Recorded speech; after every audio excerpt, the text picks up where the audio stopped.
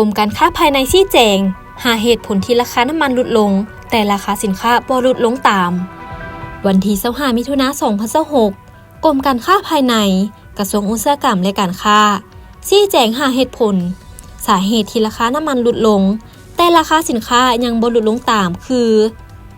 1. สินค้าในห้างยังเป็นสต็อกที่สั่งซื้อก่อนหน้าโดยปกติจะสั่งซื้อล่วงหน้า 3-6 เดือนหรือบางสินค้าต้องสั่งล่วงหน้าเป็นปีสินค้าจำนวนหลายได้สั่งและนำเข้าหรือขนส่งในเวลาที่ราคาน้ำมันยังสูงฉะนั้นราคาจะปรับลดลงก็ต่อเมื่อสินค้าล็อตใหม่เข้ามา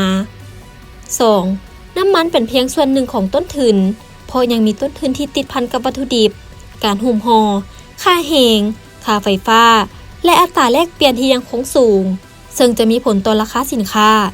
3. ธุรกิจต้องการความมั่นคงก่อนปรับราคา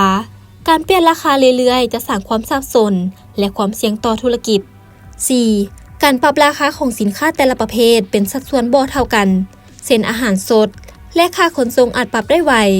ส่วนสินค้านำเข้าและสินค้าผลิตอาจใช้เวลาหลายกว่า 5. การแข่งขันจะช่วยกดดันให้ราคาลดลงเมื่อต้นทุนขนส่งลดลงอย่างต่อเนื่องตลาดจะปรับตัวไปสู่ราคาที่เหมาะสมบนพื้นฐานเสถียรภาพทางด้านราคาของปัจจัยการผลิต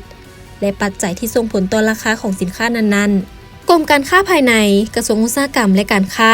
แม่นติดตามสถานการณ์อย่างใกล้ชิดต่อกับราคาสินค้าและการบริการโดยเฉพาะรายการที่นอนในบัญชีก่อเช่นข้าวไข่ไก่ซีนป๋าน้ำมันเชื้อไฟเพื่อให้ราคามีเสถียรภาพยุติธรรมและโปร่งใสหากพบเห็นการฉวยโอกาสขึ้นราคาหรือราคาบ่เป็นธรรมสามารถแจ้งสายด่วน1510ได้ทันที